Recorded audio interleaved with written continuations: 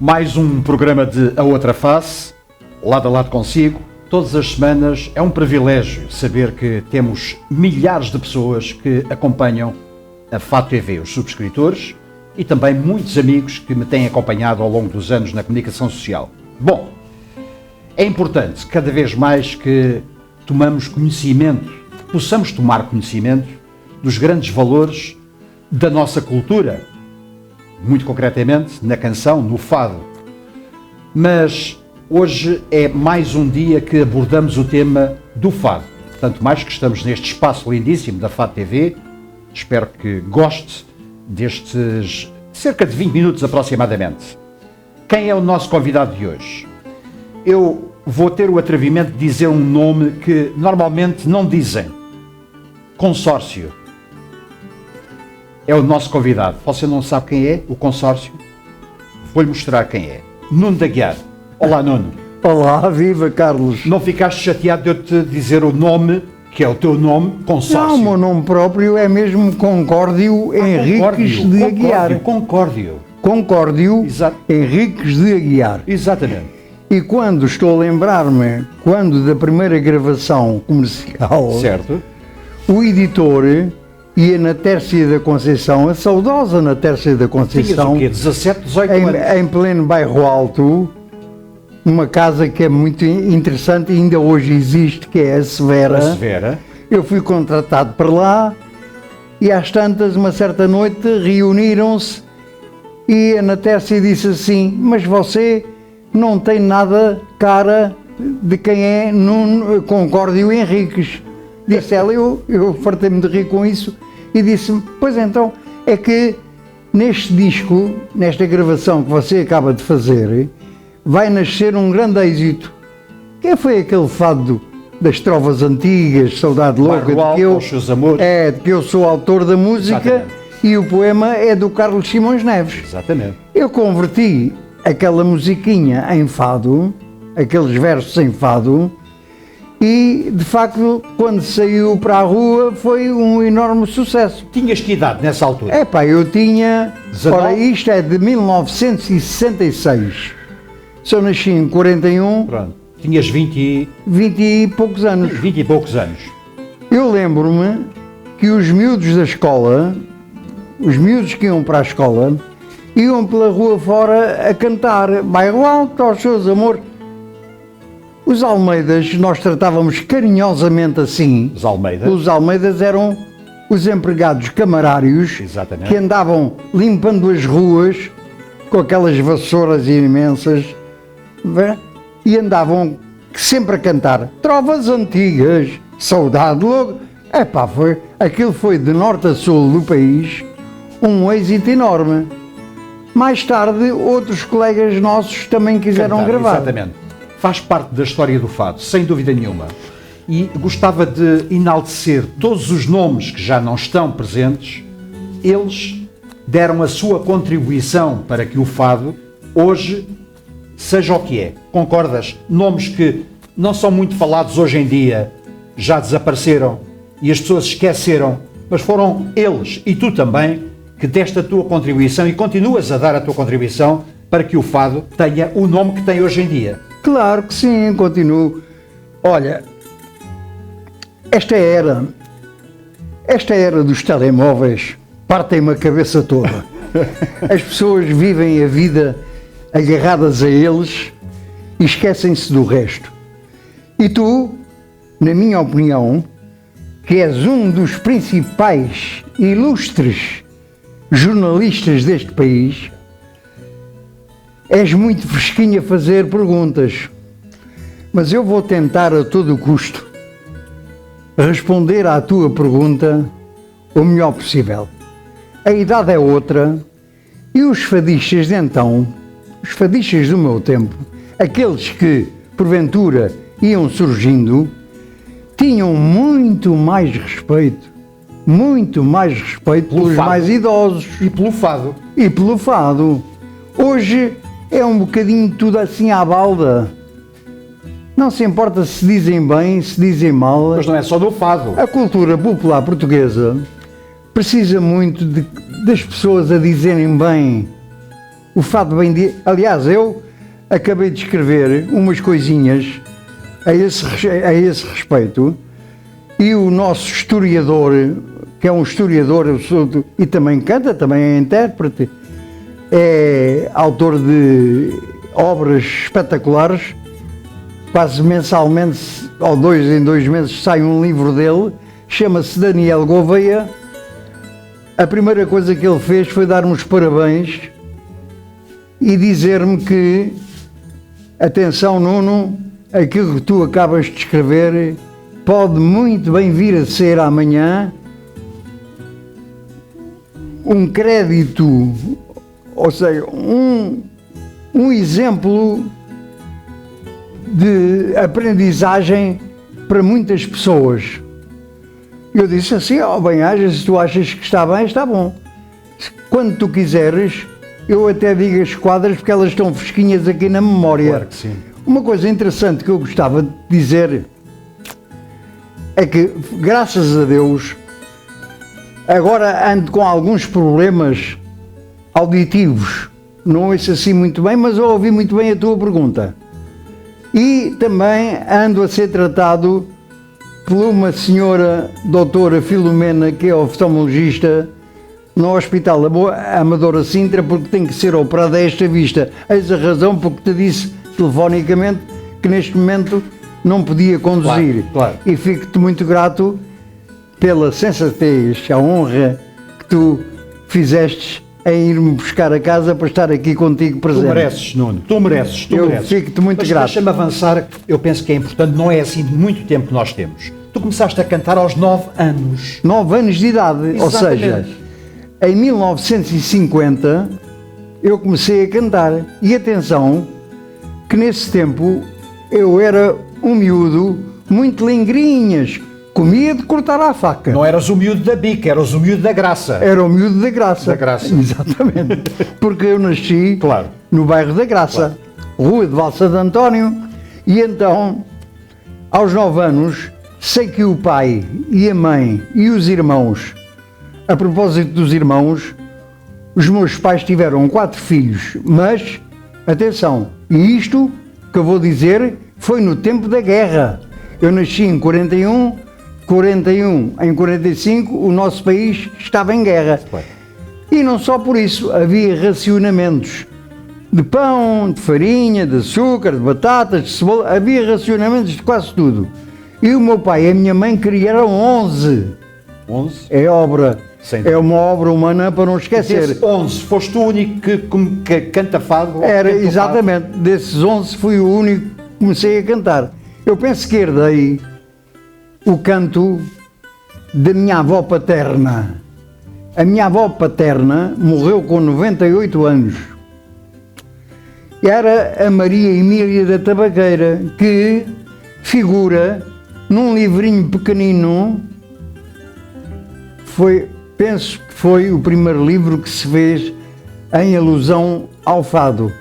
E ela figura aí, Maria Emília Aguiar, e tratavam-na por Maria Emília da Tabaqueira porque ela trabalhava na tabaqueira. Em Albarraque.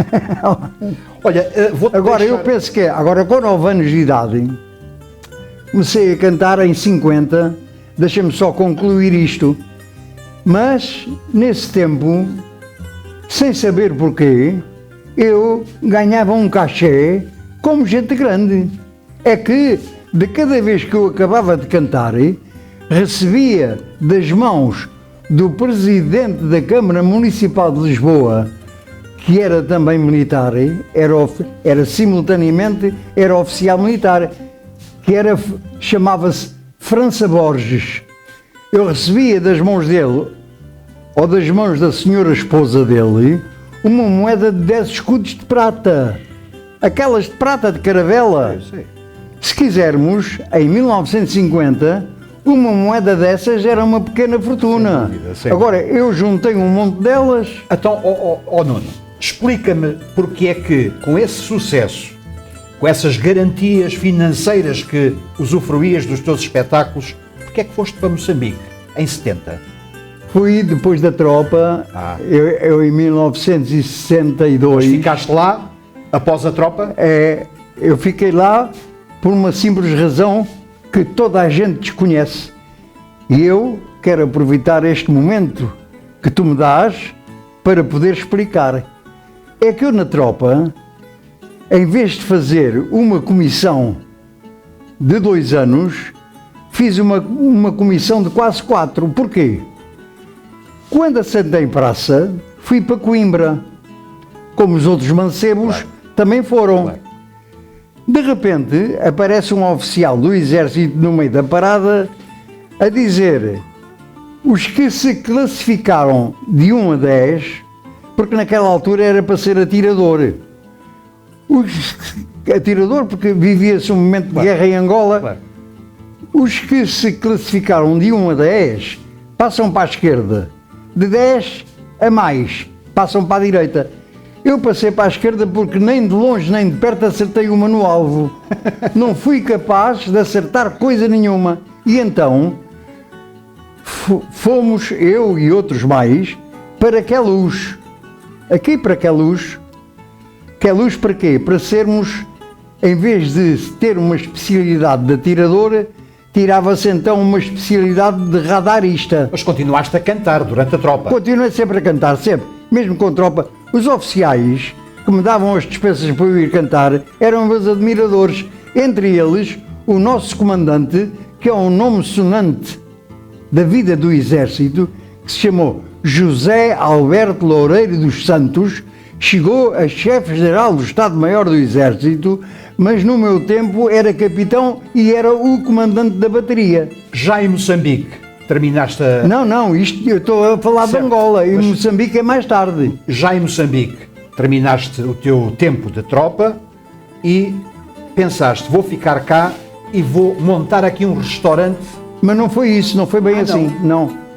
O restaurante apareceu, eu construí-o na mesma, mas de outra maneira, ou seja, quando eu estava em Angola, ainda antes de chegar lá, eu estive preso no governo militar de Lisboa. Isto ninguém sabe isto. Estive preso porque um certo dia eu estava de serviço na porta de armas e um colega nosso que tinha sido apanhado pela polícia militar foi levado para o quartel por ser desertor, ou seja, o colega saiu do quartel, foi dado como desertor e a dada altura lembrou-se de me fugir. Eu estava de guarda de polícia, o que quer dizer que o quartel responsabilizou-me pela fuga do meu colega. Mas Deus não dorme e eu digo isto porquê? Porque mais tarde veio a saber-se que esse desertor tinha saído do quartel, naquele tempo era assim, para ir dar de comer ao pai, à mãe e aos irmãos, porque ele era amparo de família, naquela altura. Claro. Ora bem, eu fui preso e fui levado para o governo militar de Lisboa, onde estive 6 meses preso. E quando fui a tribunal, fui julgado por um doutor juiz que se dizia, lá na Trafaria, que era assim. Dava as penas maiores às pessoas que metiam o pé na argola. Foi o que te aconteceu? Não.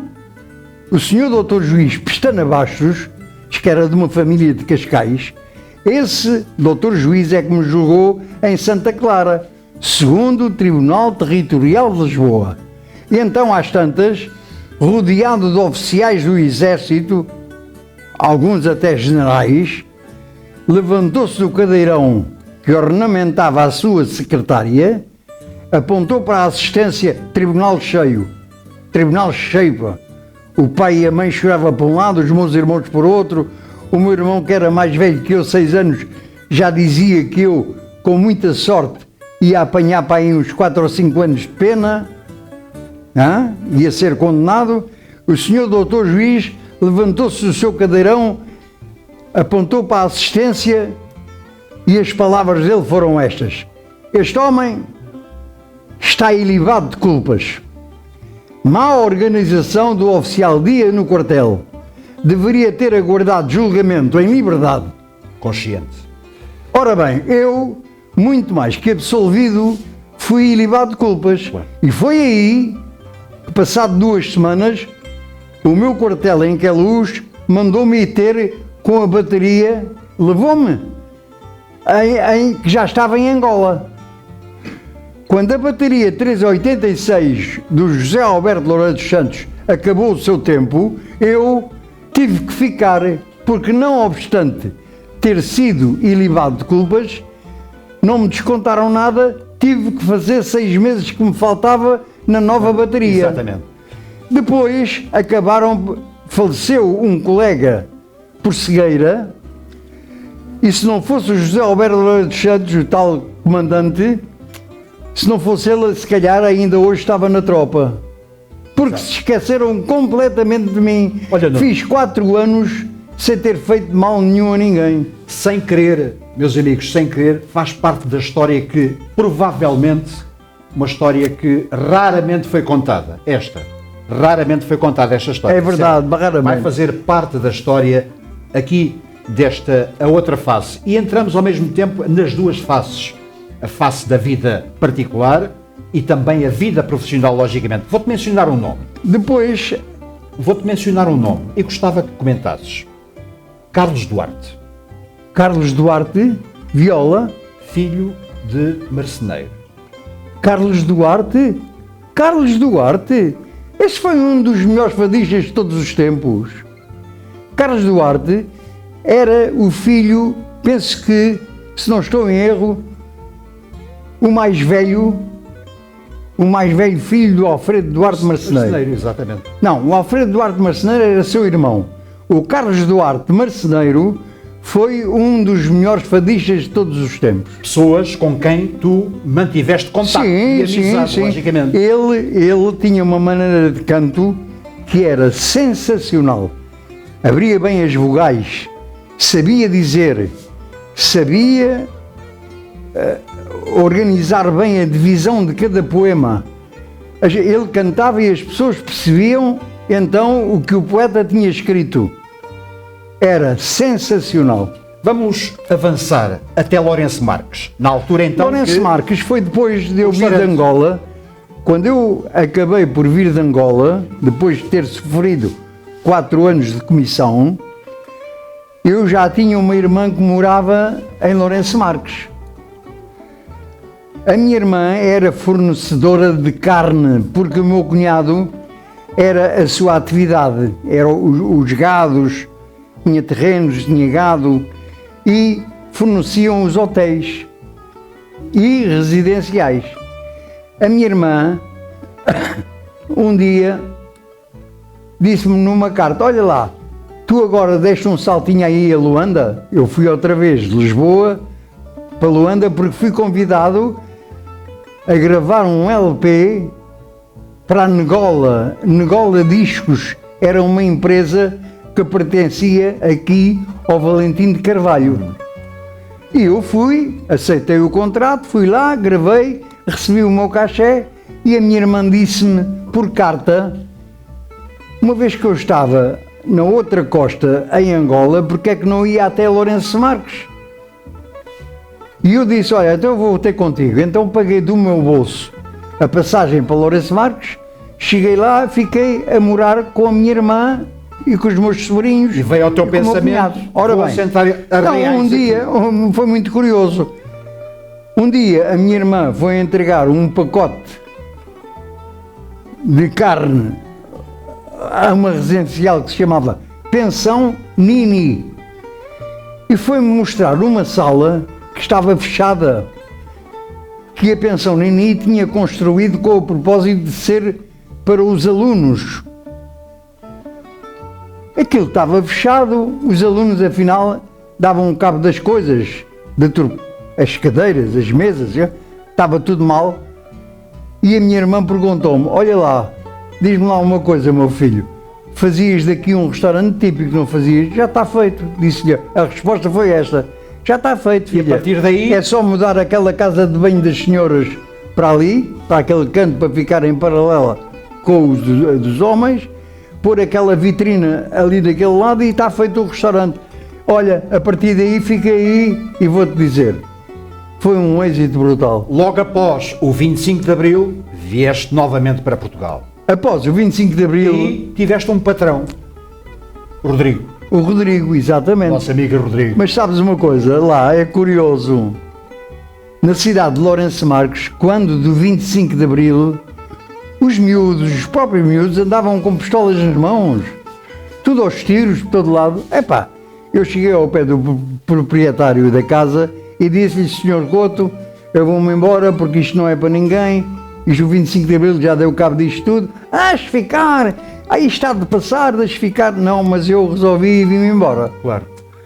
Quando me vim embora, ingressei numa casa que o Rodrigo tinha feito, que era o picadeiro. Antes do forte, existiu o picadeiro onde eu, o Manuel de Almeida e o próprio Rodrigo estivemos meia dúzia de anos. Tinha fartos de palha. Exatamente, tinha. Recordo-me. Cá embaixo era uma cavalariça, Exatamente. cá embaixo, não sei se te lembras, Recordo-me perfeitamente. era uma cavalariça e no primeiro andar cantava-se o fado. Exatamente. Servia-se uns copos, uns petiscos, era tudo muito interessante. E então, passado uns aninhos, o Rodrigo resolveu abrir o forte do Rodrigo, que é um bocadinho mais à frente, o sítio chama-se Birre.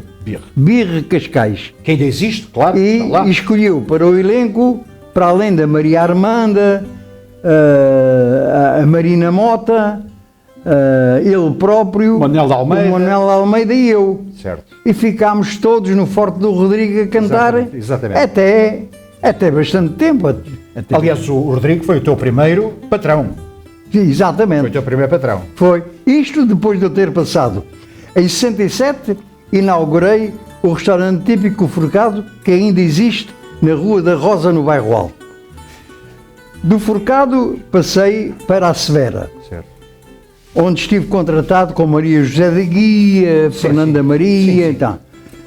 Depois, dali, passei para o Salão Luso. Salão Luso é a Catedral do Fado, onde estiveram também nomes sonantes do nosso tão lindo fado. Depois do Luso, passei para o Faia. O Faia era da senhora Dona Lucília do Carmo, mãe de Carlos do Carmo, que, por sinal, também quis gravar o Fado Bairro Alto. Mas foi uma pena. Foi uma pena. Eu quis dar os parabéns ao Carlos, mas não fui capaz. Não fui capaz porque ultrapassava a minha maneira de ser, que é o seguinte. O Carlos do Carmo, quando gravou o Fado Bairro Alto, copiou a letra pelo meu disco. A letra e a música de que eu sou autor. Escusadamente, quer dizer, sem necessidade nenhuma. Se ele me tem falado, eu tinha-lhe dado a letra inteirinha do Bairro Alto, a música já ele sabia porque ele ouvia o meu disco constantemente, e tudo bem, mas não. Ele fez tudo à sua maneira, quis tirar a letra do meu disco e alterou-a. Coisa que é proibido por lei de fazer. Não se pode mexer na obra do poeta, Claro. sem sua autorização. Claro. Mas ele alterou. Quando o poeta diz, e eu canto, Bairro Alto, com os seus amores tão delicados. Ele diz, Bairro Alto, aos seus amores tão dedicado.